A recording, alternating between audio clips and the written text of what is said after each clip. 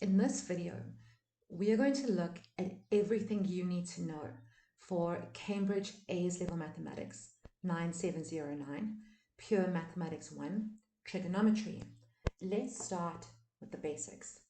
First, I'd like to look at how we find the value of a ratio.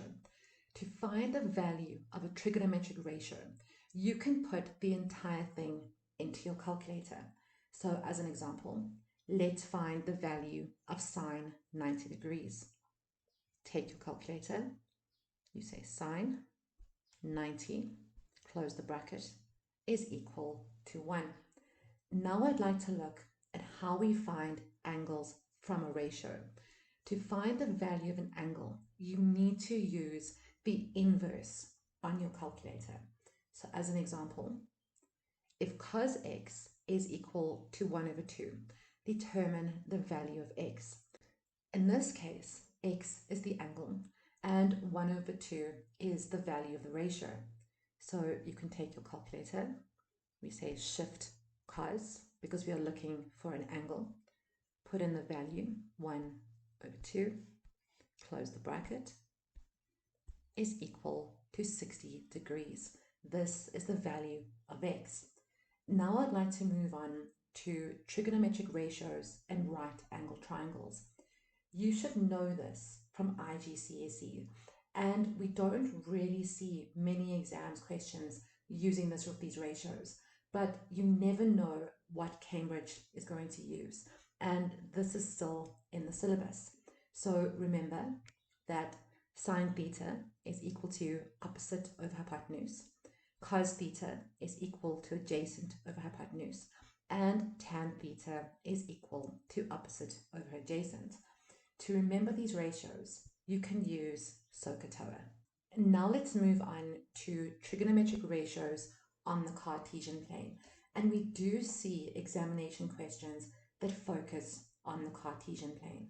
Remember that the Cartesian plane is another name for the x and y axes. On the Cartesian plane, we can use the following trigonometric ratios. Sine theta is equal to y over r, cos theta is equal to x over r, and tan theta is equal to y over x. To find unknown variables, we can use Pythagoras' theorem. X squared plus y squared is equal to r squared. When working with these ratios, r is always positive, but the sign of x and y will depend on the angle. Remember that the Cartesian plane is broken up into 4 quadrants. 1, 2, 3, and 4. X is positive to the right of the y-axis and negative to the left. Y is positive above the x-axis and negative below. The value of r is always positive regardless of the quadrant you are working with. Because of this, trigonometric ratios are positive in different quadrants. In the first quadrant, all 3 ratios are positive. In quadrant 2, only sine is positive. In quadrant 3, tan is the only ratio that's positive. And in quadrant 4, only cosine is positive. You can use CAST, C-A-S-T, to remember the different quadrants. Let's look at some examples of how we work with this. If 13 sine theta plus 12 is equal to 0 and tan theta is greater than 0, evaluate sine squared plus cos squared. The first thing we need to do is get sine theta by itself. So we can say 13 sine theta. Let's move 12 to the right is equal to negative 12. Divide both sides by 13 and we see that sine theta is equal to negative 12 over 13. We also know that sine theta is equal to y over r. R is always positive. So from our fraction, we can see that y is equal to negative 12 and r is equal to 13. The question asks us to evaluate sine squared theta plus cos squared theta. We have values for sine theta, but we need values for cos theta. We know that on the Cartesian plane, cos theta is equal to x over r. We know that r is 13, but we need a value for x. To find x, we can use Pythagoras' theorem. So we're going to say that x is equal to r squared minus y squared under a square root. R is 13, so this becomes 13 squared minus negative 12 squared under a square root. Now you can take your calculator. We say the square root of 13 squared minus, open a bracket, negative 12, close the bracket, squared is equal to 5. But we need to consider the positive and negative root. We can say x is equal to positive or negative 5. We need to decide which one, positive or negative. So let's see what we know. Let's draw in our 4 quadrants, C, A, S, T. Y is negative, which means that our angle has to lie down here in quadrant 3 or in quadrant 4. The question tells us that tan theta is greater than 0, and we know that tan theta is positive in quadrant 3. In this quadrant, x is negative, which means x has to be equal to negative 5. Now that we have our x, y, and r values, we can input them into the equation. For sine squared theta, we know that sine theta is y over r. Y is negative 12, so negative 12 over r, 13, close the bracket, squared, plus cos theta, x over r. X is negative 5, so we have negative 5 over 13, close the bracket, squared. Now you can take your calculator. Let's open a bracket. We have negative 12 over 13, close the bracket, squared, plus, open another bracket, negative 5 over 13, close the bracket, squared, is equal to 1. So our equation is equal to 1. Let's do another example. If 3 tan x is equal to negative 5 and x is greater than 0 but smaller than 270 degrees, determine cos x. Let's start by getting the ratio tan x by itself. And we can say that tan x is equal to, divide both sides by 3, and we get negative 5 over 3. We know that tan x is equal to y over x. Tan x is equal to negative 5 over 3, but we cannot be sure if our 5 is negative or our 3 is negative. So let's draw in our axes.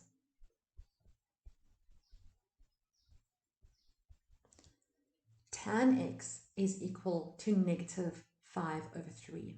That tells us that tan is negative, which means we are not working with quadrant 1, nor are we working with quadrant 3. The question also tells us that x is greater than 0, but smaller than 270, which means we are not working with quadrant 4 either. We have to be working with quadrant 2. From this, we know that y is positive, but x is negative. So now we can see that y is equal to 5 and x is equal to -3. The question asks us to find cos x, and we know that cos x is equal to x over r. We have an x value of -3, but we need the value of r, and we can use Pythagoras' theorem. So we can say that r is equal to x squared plus y squared under a square root. X is -3, becomes -3 squared plus 5 squared, all under square root. Take your calculator, the square root of, open a bracket, -3 squared plus 5 squared is equal to square root 34. So r is equal to 34 under a root. R is always positive, so we only consider the positive root. So now for cos x, we can say that cos x is equal to x, which we know is -3, over r, which is 34 under a square root. And this is our answer. Now I'd like to move on to trigonometric functions. Let's start with the sine function. The sine function has a y-intercept at 0 degrees 0. The y-intercept is also the first x-intercept at 0 degrees 0, and these intercepts have an interval of 180 degrees between them. We have a maximum turning point at 90 degrees 1 with 360 degree intervals between these points. For the minimum turning point, 270 degrees -1, and again there are intervals of 360 degrees between the minimum turning points. Please make sure to learn these coordinates and intervals of basic sine graphs, as they will not only help you to sketch more intricate graphs, but they will also help you to determine transformations that have been applied. Now let's look at the domain and range. The range of a basic sine graph considers y values greater than or equal to -1, but smaller than or equal to 1. The domain will be given to you in the question. Please remember that technically a trigonometric function can continue in both directions to negative and positive infinity along the x-axis, but your exam question will give you the limit of the domain. The amplitude of a sine function is 1. To find the amplitude of a sine or cosine graph, subtract the y-coordinate of the minimum turning point from the y-coordinate of the maximum turning point and divide by 2. As an example, in this case, our graph has got a maximum turning point when y is 1 and a minimum point when y is -1. So we can say 1 minus the minimum point, -1, is equal to 2, divided by 2 is equal to 1. This is the amplitude of this graph. A sine graph is a wave. The period is the number of degrees that it takes to complete a full cycle. In the diagram, let's start at the y-axis. The wave goes up, turns around, comes down through the axes, down to the turning point, around and back up. It takes 360 degrees to complete one cycle. After this, the wave repeats this pattern again and again. So the period of a sine function is 360 degrees. Now let's look at our cosine function. We have a y-intercept at 0 degrees 1, the x-intercepts at 90 degrees 0 with an interval of 180 degrees, maximum turning point at 0 degrees 1, and a minimum turning point at 180 degrees negative 1. There is an interval of 360 degrees between maximum and minimum turning points. The range of a basic cosine graph considers y values greater than negative 1 but smaller than 1. And once again, the domain will be given to you in your question. The amplitude of a cosine graph is 1, and the period of a basic graph is 360 degrees. Finally, let's look at the tangent function. And here we have the graph of the basic equation tan x. The tangent function takes on a completely different shape to sine and cosine functions. And this is because the tan ratio for 90 degrees and 270 degrees gives us an undefined value. Remember that when working with a trigonometric ratio, x is the value and y is the value of the ratio. So if x is 90 degrees and tan 90 degrees is undefined, then the y-coordinate is undefined when x is 90 degrees. So it cannot be plotted on the graph. In our diagram, we have drawn red lines through 90 degrees and 270 degrees. These are our asymptotes, and they show us that y is undefined for these two angles. Please remember that there is a 180 degree interval between asymptotes. Tan functions have a y-intercept of 0 degrees 0, just like a sine graph. The x-intercept starts at 0 degrees 0, and there is an interval of 180 degrees between x-intercepts. The arrows on the graph are known as tails. These show us the graph moves closer and closer to the asymptotes, but they never touch. So there are no minimum or maximum turning points for a tan function. Because there are no other points, please keep in mind that tangent functions have points 45 degrees 1 with an interval of 180 degrees between them, and point 135 degrees negative 1 also with an interval of 180 degrees between them. You can use these points to ensure that when drawing a tan graph, that your graph is correct. Now we can look at the domain and the range. The tails of the graph move on to infinity along the y-axis. So the range of a tangent function is from negative to positive infinity. The domain will be given to you in the question.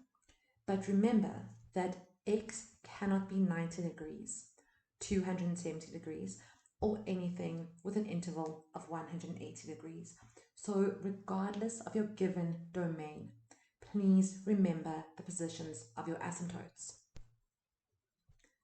Because a tan graph does not have a maximum or minimum turning point, it does not have an amplitude. With regard to the period, a period of a tan graph is always 180 degrees, and we can see this on our graph. We start at the x-axis, moves up to the asymptote. From the other side of the asymptote, it moves back to the axis. This is a 180 degree period. We transform trigonometric functions in the same way as we would any other function. Let's start with the effect of A. A is the vertical stretch and affects the amplitude of a graph. The A value gives us the amplitude. So as an example, if we have 3 sine theta, the amplitude of the graph is 3.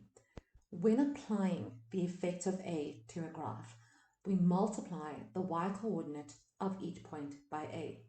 Remember that the x-intercepts have y-coordinates of 0, and 0 multiplied by any value is still 0. So A will not affect the x-intercept of any graph. If A is negative, the graph reflects about the x-axis. Let's do the effect of K. K affects the horizontal stretch and the period of a graph. Please be careful here. In your exam, this letter, K, might be B or any other variable. Just remember that K is the coefficient of X in the ratio.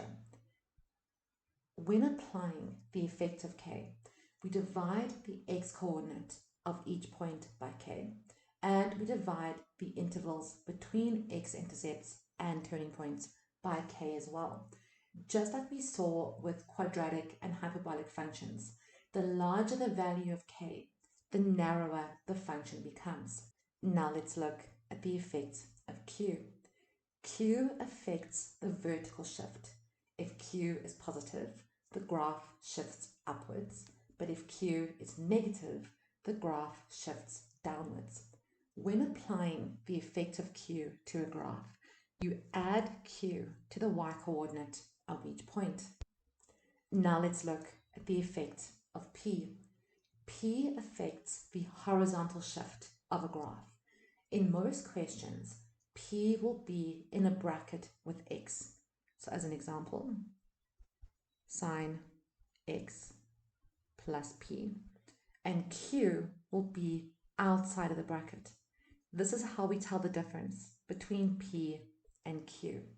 If P is positive, the graph shifts to the left, but if P is negative, the graph shifts to the right. To apply the effect of P, we subtract P from each x-coordinate. We transform trigonometric functions in the same order as we did with quadratic and hyperbolic functions. We start by applying K, the horizontal stretch, then A, the vertical stretch, then P, the horizontal shift, and finally Q, the vertical shift. Now I'd like to look at degrees and radians. In this section, you will get questions working with degrees and questions working with radians. Keep an eye on the details in your exam question. They will tell you the format you need to write your answers in. Please remember that sine 90 degrees is 1, and in radians, sine 1 over 2 pi is also 1. So your y-coordinates and actual ratios will not be affected by whether you are working with degrees or radians. Only your angles will be affected. Pi radians is 180 degrees. This means that pi over 2 is 90 degrees. Pi over 4 is 45 degrees. 3 pi over 2 is 270 degrees. Pi over 3 is 60 degrees. Pi over 6 is 30 degrees. And 2 pi is 360 degrees. You can use your calculator to convert between degrees and radians, but try and remember the basics. It will make your exam easier. Now I'd like to move on to identities and solving for theta. There are two identities you need to remember for this course. The first one, tan x is equal to sine x over cos x. This helps us with identities and when solving equations. We can change the tan ratio into sine over cos to help us simplify equations. We also have cos squared x plus sine squared x is equal to 1. This allows us to move from cos squared to sine squared depending on what we are working with. Let's look at an example. Prove the following identities. Cos x multiplied by tan x plus sine x is equal to 2 sine x. On the right, we have one function, 2 sine x. And to prove the identity, we have to manipulate the left side to look like the right. We have cos x tan x, and sine x. We have three ratios. So the first thing we want to do is to simplify this. And we know that tan x is equal to sine x over cos x. So I'm going to rewrite this as cos x multiplied by, instead of tan x, I'm going to have sine x over cos x. And then we have plus sine x. Cos x multiplied by sine x over cos x. The cos ratios will cancel out. Now we have sine x plus sine x. These are like terms. We can add them together and we get 2 sine x. This is the right-hand side of our equation. So we can say is equal to the right-hand side. Let's do another example. Sine x multiplied by cos x tan x plus cos squared x is equal to 1. The first thing you want to do is turn tan x into sine x over cos x. So the left-hand side is going to be sine x cos x multiplied by sine x over cos x plus cos squared x. Now cos x and cos x will cancel, and now we have sine x multiplied by sine x, which gives us sine squared x plus cos squared x. And we know from our identities that this is equal to 1. So we can say this is equal to 1, which is equal to the right-hand side.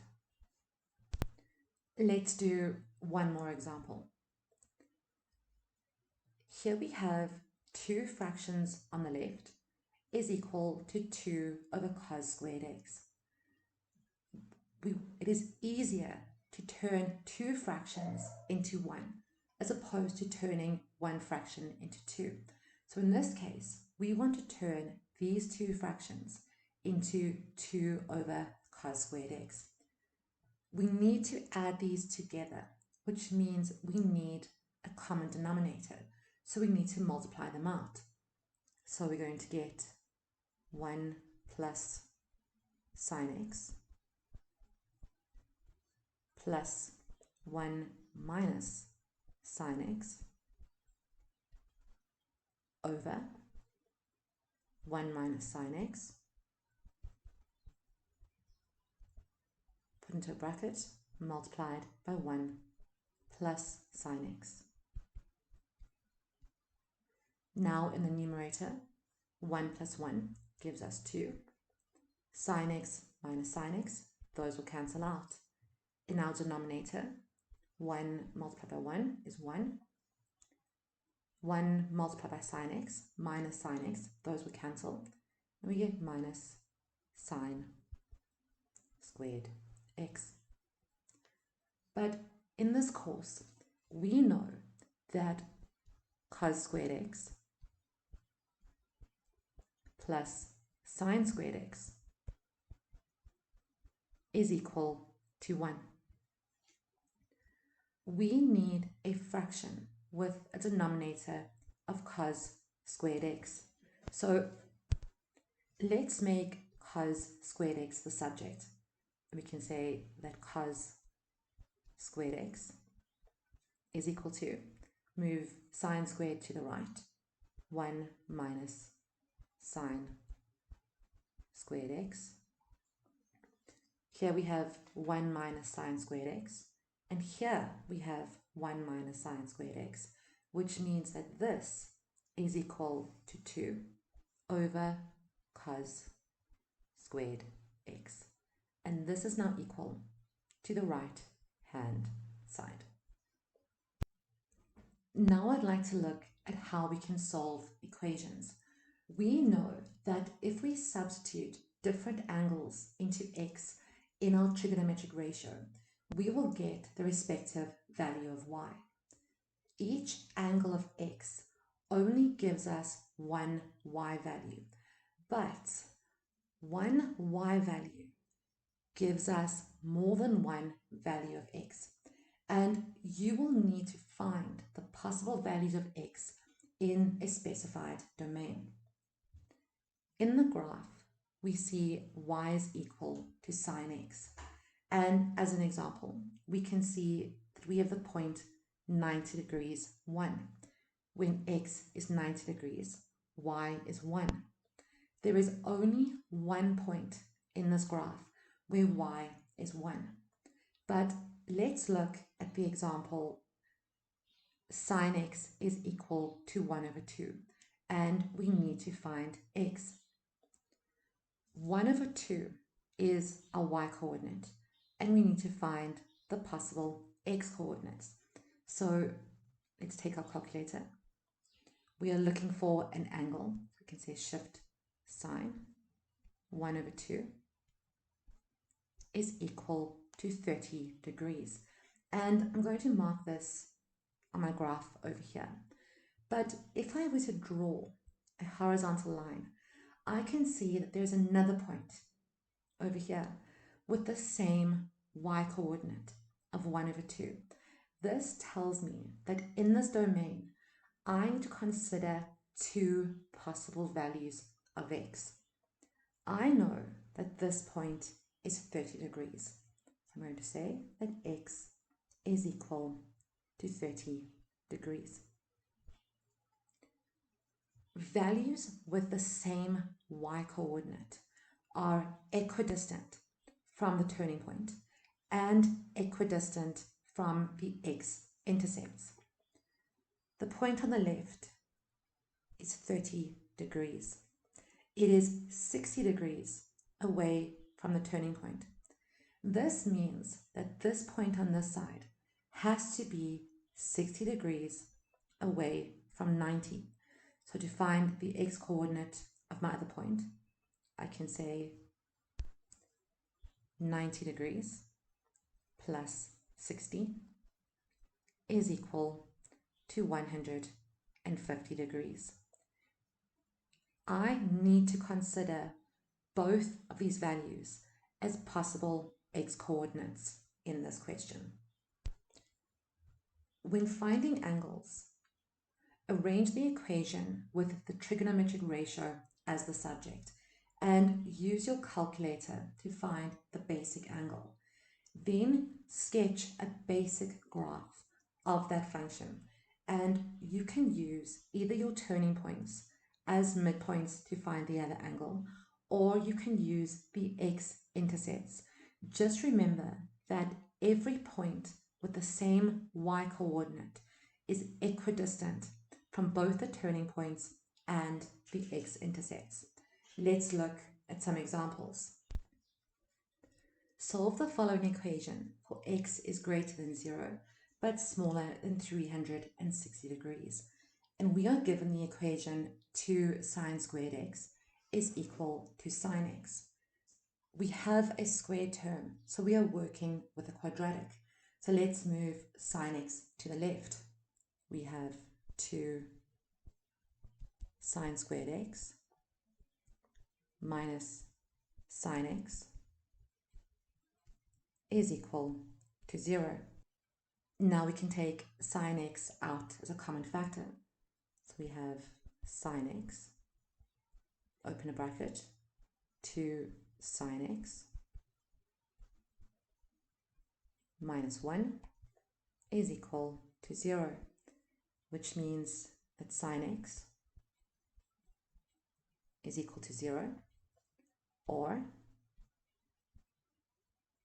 2 sine x minus 1 is equal to 0. Let's get sine x by itself. We can say 2 sine x is equal to 1, which means that sine x is equal to 1 over 2. Now I can use my calculator, and I'm going to say shift sine 0 is equal to 0. So when sine x is 0, x is equal to 0 degrees. Now let's find x for sine x is equal to 1 over 2. I'm going to say shift sine 1 over 2 is equal to 30 degrees. So x is equal to 30 degrees. These are our basic angles. So let's make some space and make a note of our angles. Now we can draw a basic graph for sine x between 0 and 360 degrees. X is 0 degrees, so it sits on our axis over here. But we also have x-intercepts at 180 and 360 degrees. We need to consider all three of these values as possible values for x. We also know that x is 30 degrees, so we can plot this over here. Now we can draw a horizontal line, and we see that we have another point on this side. This point, 30 degrees, is 30 degrees to the right of our x-intercept at 0, which means this point has to be 30 degrees to the left of 180.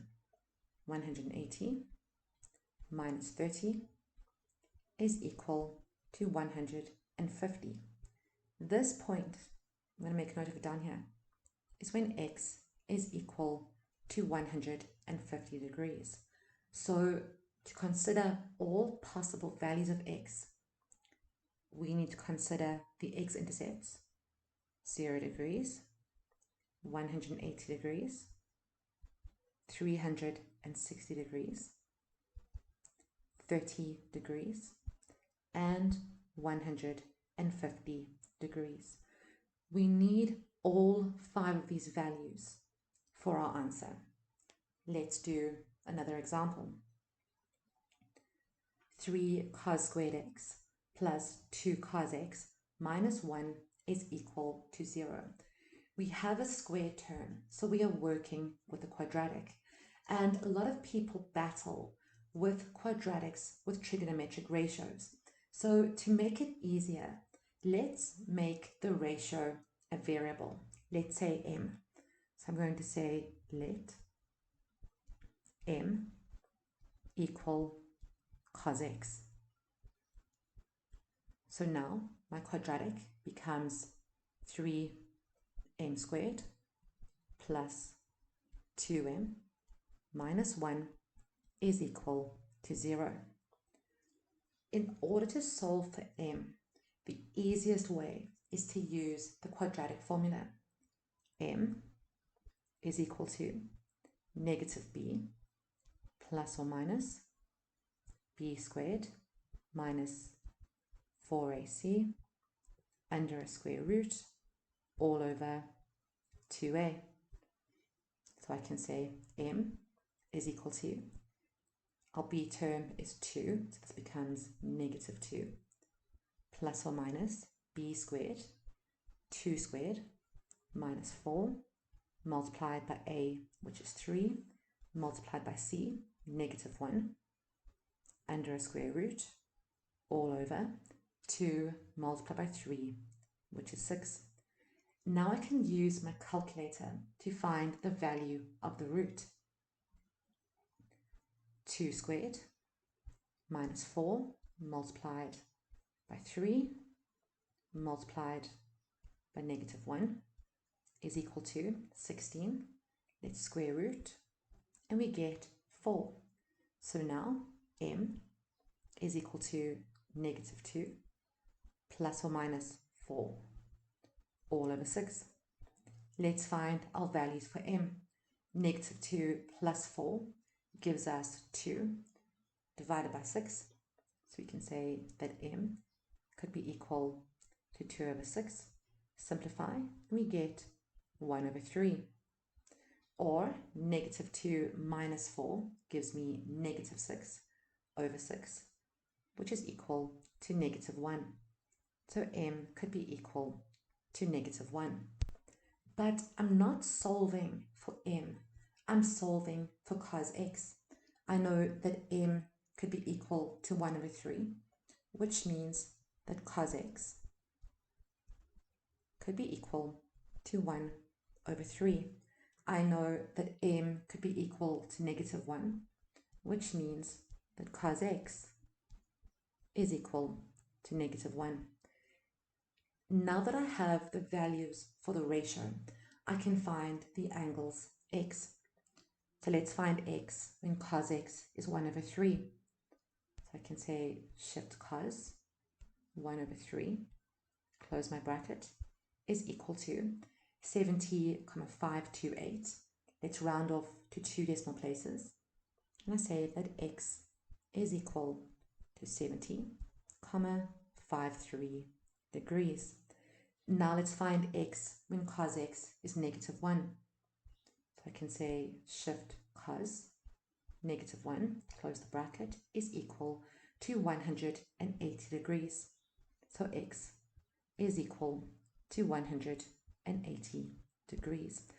But the question asks me to look for all possible x values between 0 and 360. So let's make some space, make a note of our x values, and sketch a very basic cos graph. We know that x is equal to 180 degrees, and that point lies down here. There is no other minimum turning point in this graph, so we do not need to consider any other possible values of x other than 180 degrees. But we do need to consider 70,53 degrees, and that will sit around about here. And we can see that somewhere on this side, we're going to have a point with the same y coordinate. So let's draw a line, and we can mark our point over here. This point sits to the left of 90 degrees. So I'm going to say 90 minus 70,53. Let's take my calculator. 90 minus 70,53 is equal to 19,47. 19,47. This point sits 19,47 degrees to the left of this x-intercept, which means that this point sits 19,47 degrees to the right of this one, 270. So I can say 270 plus 19,47 is equal to 289,47. 289,47 degrees. So to answer this question, I need to consider all of these x values. So I can say x is equal to 180 degrees. It's equal to 70,53 degrees, and it's equal to 289,47 degrees. Let's do one more example. Here we have 2 sine squared x is equal to cos x plus 1. We are working with 2 different trigonometric ratios, but in order to solve for x, we can only use one. We know that cos squared x plus sine squared x is equal to 1. And this allows us to manipulate cos squared and sine squared. A lot of students ask, well, which ratio do I choose? And the rule of thumb is to look at the non-squared term, which in this case is cos x. So we want to turn sine squared x into something with cos squared x. So let's make sine squared x the subject in this equation. And we see that sine squared x is equal to 1 minus cos squared x. And we can substitute this into sine squared x. So our equation becomes 2, open a bracket, 1 minus cos squared x is equal to cos x plus 1. Let's expand our bracket. We have 2 minus 2 cos squared x is equal to cos x plus 1. Because of our squared term, we are working with quadratic. So we need the squared term to be positive.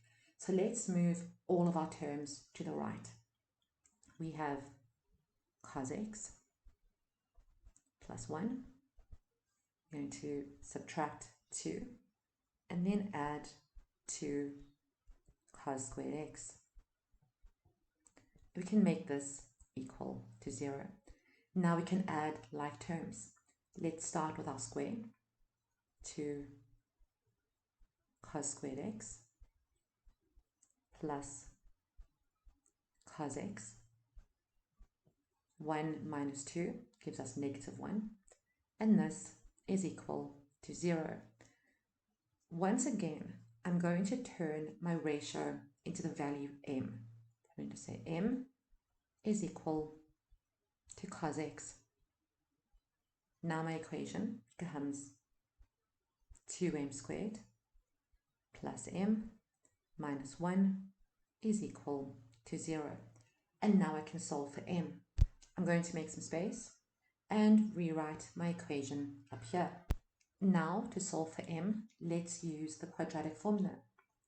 M is equal to negative b is 1, becomes negative 1, plus or minus b squared, 1 squared, minus 4, multiplied by a, which is 2, multiplied by c, negative 1, under a square root, all over 2a, a is 2, so this becomes 4.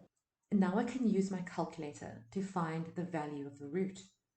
So I can say 1 squared minus 4 multiplied by a, which is 2, multiplied by negative 1 is equal to, let's square root, and we get 3.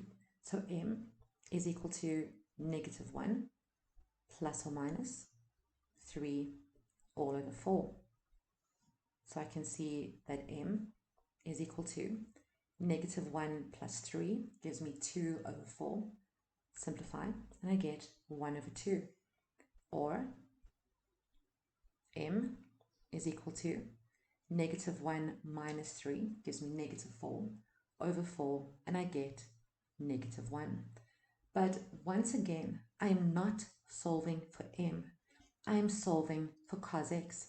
So now I know that cos x is equal to 1 over 2, or cos x is equal to negative 1. Now I can find the values of x. Let's find x for cos x is equal to 1 over 2. I'm looking for an angle. I can say shift cos 1 over 2, close the bracket, is equal to 60. So x is equal to 60 degrees. Now let's find x when cos x is negative 1. So I can say shift cos negative 1, close the bracket, is equal to 180. So x is equal to 180 degrees. But I need to check because we are looking at x values between 0 and 360 degrees. So let's make some space. And again, I'm going to draw a basic cos graph. Let's start when x is 60. I can plot this point over here, draw in my horizontal line, and attach the graph over here as well. This point is 60 degrees. 90 minus 60 is 30. This means that this point sits 30 degrees to the right of 270. 270 plus 30 gives me 300 degrees. This is another value of x I need to consider. We also know that x is 180, and this point sits down here. There are no other values that we need to consider when y is equal to -1. So our possible values of x are 60 degrees, 300 degrees, and 180 degrees.